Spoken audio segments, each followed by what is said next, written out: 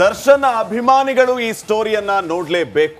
ನಮ್ಮ ಬಾಸು, ನಮ್ಮ ಗುರು ಅಂತ ದರ್ಶನ್ನ ಬೆನ್ನತ್ಕೊಂಡು ಹೋದವರಿಗೆ ಇವತ್ತು ಯಾವ ರೀತಿಯ ಪರಿಸ್ಥಿತಿ ಬಂದಿದೆ ಅಂತಂದ್ರೆ, ತಮ್ಮ ಮಕ್ಕಳಿಗೆ ಈ ರೀತಿಯ ಪರಿಸ್ಥಿತಿ ಬಂತಲ್ಲ ಅಂತ ಹೇಳಿ ತಂದೆ ತಾಯಿ ತೀರ್ಕೊಂಡಂತಹ ಘಟನೆ ಕೂಡ ನಡೆದಿದೆ. ಅದು ನಿಮಗೆ ಗೊತ್ತೂ ಇದೆ.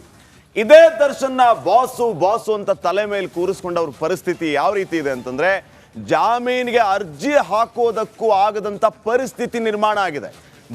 ಬಾಸು ಅಂತ ಎಲ್ಲ ಕಡೆ ಓಡಾಡ್ತಿದ್ದೀರಲ್ಲ, ಬಾಸ್ ಜೊತೆ ಹೋದವ್ರು ಯಾರೆಲ್ಲ ಇದ್ದಾರೆ ಅವ್ರ ಬಗ್ಗೆನೂ ನೀವು ತಲೆ ಕೆಡಿಸ್ಕೋಬೇಕು.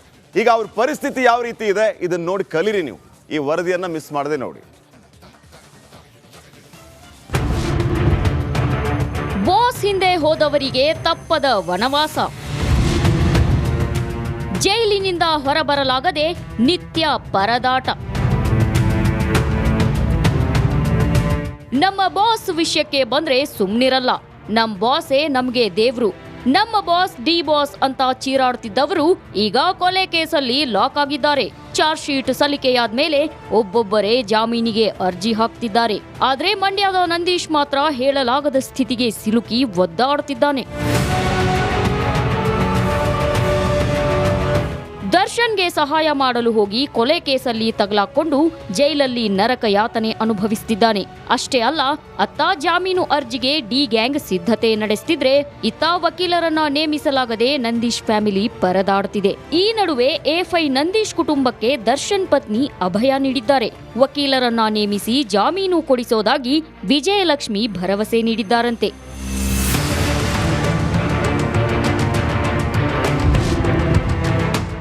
ನಂದೀಶ್ ಕುಟುಂಬದ ಜೊತೆ ನಿಂತ ವಿಜಯ. ಇತ್ತೀಚೆಗಷ್ಟೇ ವಿಜಯಲಕ್ಷ್ಮಿ ಭೇಟಿಯಾದ ನಂದೀಶ್ ಕುಟುಂಬ ಬೇಲ್ ವಿಚಾರವಾಗಿ ಚರ್ಚೆ ನಡೆಸಿದ್ದರಂತೆ. ಬೆಂಗಳೂರಿನಲ್ಲಿ ಭೇಟಿಯಾಗಿ ಕೆಲಕಾಲ ಮಾತುಕತೆ ನಡೆಸಿದ್ದಾರೆ. ದರ್ಶನ್ ಪತ್ನಿ ವಿಜಯಲಕ್ಷ್ಮಿ ಬಳಿ ನಂದೀಶ್ ಅಕ್ಕ ನಂದಿನಿ ಅಳಲು ತೋಡಿಕೊಂಡಿದ್ದಾರೆ. ಹೀಗಾಗಿ ಜಾಮೀನು ಕೊಡಿಸುವ ವಿಚಾರದಲ್ಲಿ ವಿಜಯಲಕ್ಷ್ಮಿ ಭರವಸೆಯ ಮಾತು ಆಡಿದ್ದಾರಂತೆ.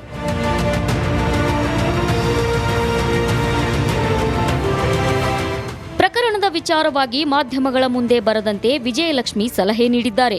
ಇನ್ನು ವಿಜಯಲಕ್ಷ್ಮಿ ಭರವಸೆ ಬೆನ್ನಲ್ಲೇ ನಂದೀಶ್ ಕುಟುಂಬವನ್ನ ದರ್ಶನ್ ಆಪ್ತರು ಸಂಪರ್ಕಿಸಿದ್ದಾರಂತೆ. ಆಪ್ತರ ಬಳಿಯೂ ನಂದೀಶ್ ಬಿಡುಗಡೆ ಮಾಡಿಸುವಂತೆ ಕುಟುಂಬಸ್ಥರು ಮನವಿ ಮಾಡಿದ್ದು, ನಮಗೆ ಯಾವುದೇ ಹಣ ಸಹಾಯ ಬೇಡ, ನಂದೀಶ್ ಬಿಡುಗಡೆ ಆದ್ರೆ ಸಾಕು ಅಂತ ಕಣ್ಣೀರಿಟ್ಟಿದ್ದಾರೆ. ಕಾನೂನಾತ್ಮಕ ಪ್ರಕ್ರಿಯೆಯಲ್ಲಿ ನಿಮ್ಮ ಜೊತೆಗಿರ್ತೀವಿ ಅಂತ ದರ್ಶನ್ ಆಪ್ತರು ಕೂಡ ಭರವಸೆ ನೀಡಿದ್ದಾರೆ ಎನ್ನಲಾಗಿದೆ. Bureau report, republic Kannada. ಮಾಡೋ ಕೆಲಸ ಎಲ್ಲ ಮಾಡಿಬಿಟ್ಟು ಸಿಕ್ಕಾಕೊಂಡು ಬೀಳಬಾರ್ದು ಅಂತ ಬೇಕಾದಷ್ಟು ಪ್ಲಾನ್ ಮಾಡಿದ್ರು.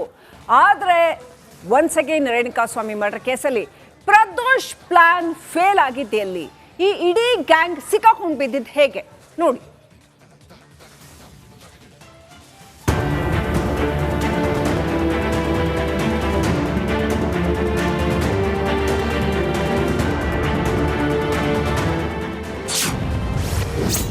ರೌಡಿ ಗ್ಯಾಂಗ್ ಸಿಕ್ಕಿ ಬಿದ್ದಿದ್ದು ಹೇಗೆ?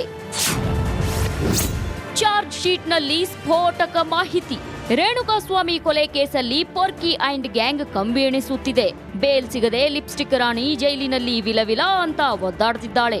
ಇದೀಗ ರೌಡಿ ಗ್ಯಾಂಗ್ ಕೊಲೆ ಕೇಸಲ್ಲಿ ಫಿಟ್ ಆಗಲು ಕಾರಣ ಯಾರು ಅನ್ನೋದು ಹೊರಬಿದ್ದಿದೆ. ಕಾಟೇರನ ಬಂಟ ಮಾಡಿದ ತಪ್ಪಿಗೆ ಇದೀಗ ಇಡೀ ಗ್ಯಾಂಗ್ ಕಂಬಿ ಎಣಿಸುವಂತಾಗಿದೆ. ಈ ವಿಚಾರ ಇದೀಗ ಚಾರ್ಜ್ ಶೀಟ್ನಿಂದ ಸ್ಫೋಟಕ ಮಾಹಿತಿ ಹೊರಬಿದ್ದಿದೆ.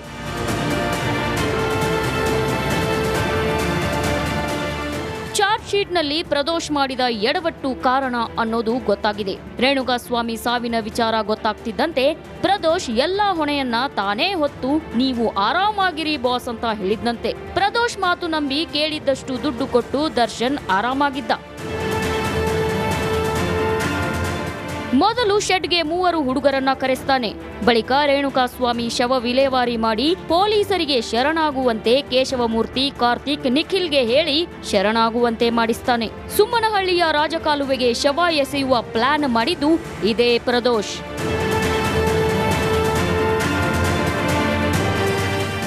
ಪ್ಲಾನ್ನಂತೆ ಪೊಲೀಸರಿಗೆ ರೇಣುಕಾಸ್ವಾಮಿ ಮೃತದೇಹ ಸಿಕ್ಕ ಬಳಿಕ 4 ಹೋಗಿ ಶರಣಾಗಿದ್ದಾರೆ. ಆದ್ರೆ ಪೊಲೀಸರು ತಮ್ಮ ಶೈಲಿಯಲ್ಲಿ ವಿಚಾರಣೆ ಮಾಡ್ತಿದ್ದಂತೆ ಸತ್ಯವನ್ನ ಕಕ್ಕಿದ್ದಾರೆ. ಶವ ಎಸೆಯುವ ಕಡೆ ಬಟ್ಟೆ ಎಸೆದಿದ್ದು, ಬಟ್ಟೆ ಎಸೆಯುವ ಕಡೆ ಶವ ಎಸೆದು ದೊಡ್ಡ ಎಡವಟ್ಟು ಮಾಡಿದ್ದಾನೆ.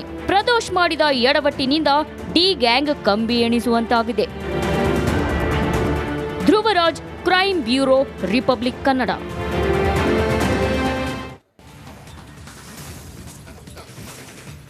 ದರ್ಶನ್ ಅಭಿಮಾನಿಗಳು ಈ ಸ್ಟೋರಿಯನ್ನ ನೋಡ್ಲೇಬೇಕು. ನಮ್ ಬಾಸು ನಮ್ ಗುರು ಅಂತ ದರ್ಶನ್ನ ಬೆನ್ನತ್ಕೊಂಡು ಹೋದವರಿಗೆ ಇವತ್ತು ಯಾವ ರೀತಿಯ ಪರಿಸ್ಥಿತಿ ಬಂದಿದೆ ಅಂತಂದ್ರೆ, ತಮ್ಮ ಮಕ್ಕಳಿಗೆ ಈ ರೀತಿಯ ಪರಿಸ್ಥಿತಿ ಬಂತಲ್ಲ ಅಂತ ಹೇಳಿ ತಂದೆ ತಾಯಿ ತೀರ್ಕೊಂಡಂತಹ ಘಟನೆ ಕೂಡ ನಡೆದಿದೆ. ಅದು ನಿಮಗೆ ಗೊತ್ತೂ ಇದೆ.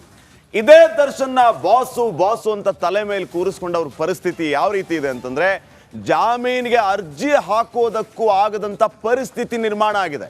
ಬಾಸು ಅಂತ ಎಲ್ಲ ಕಡೆ ಓಡಾಡ್ತಿದ್ದೀರಲ್ಲ, ಬಾಸ್ ಜೊತೆ ಹೋದವ್ರು ಯಾರೆಲ್ಲ ಇದ್ದಾರೆ ಅವ್ರ ಬಗ್ಗೆನೂ ನೀವು ತಲೆ ಕೆಡಿಸ್ಕೋಬೇಕು. ಈಗ ಅವ್ರ ಪರಿಸ್ಥಿತಿ ಯಾವ ರೀತಿ ಇದೆ ಇದನ್ನ ನೋಡಿ ಕಲೀರಿ. ನೀವು ಈ ವರದಿಯನ್ನ ಮಿಸ್ ಮಾಡದೆ ನೋಡಿ. ಬಾಸ್ ಹಿಂದೆ ಹೋದವರಿಗೆ ತಪ್ಪದ ವನವಾಸ. ಜೈಲಿನಿಂದ ಹೊರಬರಲಾಗದೆ ನಿತ್ಯ ಪರದಾಟ. ನಮ್ಮ ಬಾಸ್ ವಿಷಯಕ್ಕೆ ಬಂದ್ರೆ ಸುಮ್ನಿರಲ್ಲ.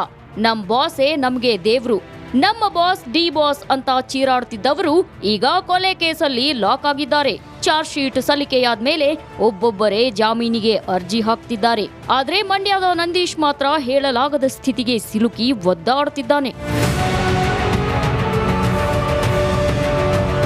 ದರ್ಶನ್ಗೆ ಸಹಾಯ ಮಾಡಲು ಹೋಗಿ ಕೊಲೆ ಕೇಸಲ್ಲಿ ತಗಲಾಕೊಂಡು ಜೈಲಲ್ಲಿ ನರಕ ಯಾತನೆ ಅನುಭವಿಸುತ್ತಿದ್ದಾನೆ. ಅಷ್ಟೇ ಅಲ್ಲ, ಅತ್ತ ಜಾಮೀನು ಅರ್ಜಿಗೆ ಡಿ ಗ್ಯಾಂಗ್ ಸಿದ್ಧತೆ ನಡೆಸುತ್ತಿದ್ರೆ, ಇತ್ತ ವಕೀಲರನ್ನ ನೇಮಿಸಲಾಗದೆ ನಂದೀಶ್ ಫ್ಯಾಮಿಲಿ ಪರದಾಡ್ತಿದೆ. ಈ ನಡುವೆ ಎಫ್ಐ ನಂದೀಶ್ ಕುಟುಂಬಕ್ಕೆ ದರ್ಶನ್ ಪತ್ನಿ ಅಭಯ ನೀಡಿದ್ದಾರೆ. ವಕೀಲರನ್ನ ನೇಮಿಸಿ ಜಾಮೀನು ಕೊಡಿಸೋದಾಗಿ ವಿಜಯಲಕ್ಷ್ಮಿ ಭರವಸೆ ನೀಡಿದ್ದಾರಂತೆ.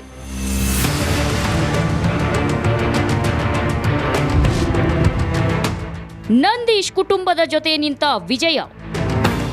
ಇತ್ತೀಚೆಗಷ್ಟೇ ವಿಜಯಲಕ್ಷ್ಮಿ ಭೇಟಿಯಾದ ನಂದೀಶ್ ಕುಟುಂಬ ಬೇಲ್ ವಿಚಾರವಾಗಿ ಚರ್ಚೆ ನಡೆಸಿದ್ದರಂತೆ. ಬೆಂಗಳೂರಿನಲ್ಲಿ ಭೇಟಿಯಾಗಿ ಕೆಲಕಾಲ ಮಾತುಕತೆ ನಡೆಸಿದ್ದಾರೆ.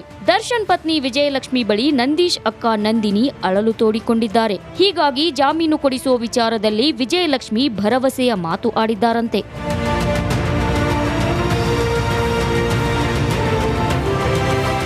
ಪ್ರಕರಣದ ವಿಚಾರವಾಗಿ ಮಾಧ್ಯಮಗಳ ಮುಂದೆ ಬರದಂತೆ ವಿಜಯಲಕ್ಷ್ಮಿ ಸಲಹೆ ನೀಡಿದ್ದಾರೆ. ಇನ್ನು ವಿಜಯಲಕ್ಷ್ಮಿ ಭರವಸೆ ಬೆನ್ನಲ್ಲೇ ನಂದೀಶ್ ಕುಟುಂಬವನ್ನ ದರ್ಶನ್ ಆಪ್ತರು ಸಂಪರ್ಕಿಸಿದ್ದಾರಂತೆ. ಆಪ್ತರ ಬಳಿಯೂ ನಂದೀಶ್ ಬಿಡುಗಡೆ ಮಾಡಿಸುವಂತೆ ಕುಟುಂಬಸ್ಥರು ಮನವಿ ಮಾಡಿದ್ದು, ನಮಗೆ ಯಾವುದೇ ಹಣ ಸಹಾಯ ಬೇಡ, ನಂದೀಶ್ ಬಿಡುಗಡೆ ಆದ್ರೆ ಸಾಕು ಅಂತ ಕಣ್ಣೀರಿಟ್ಟಿದ್ದಾರೆ. ಕಾನೂನಾತ್ಮಕ ಪ್ರಕ್ರಿಯೆಯಲ್ಲಿ ನಿಮ್ಮ ಜೊತೆಗಿರ್ತೀವಿ ಅಂತ ದರ್ಶನ್ ಆಪ್ತರು ಕೂಡ ಭರವಸೆ ನೀಡಿದ್ದಾರೆ ಎನ್ನಲಾಗಿದೆ.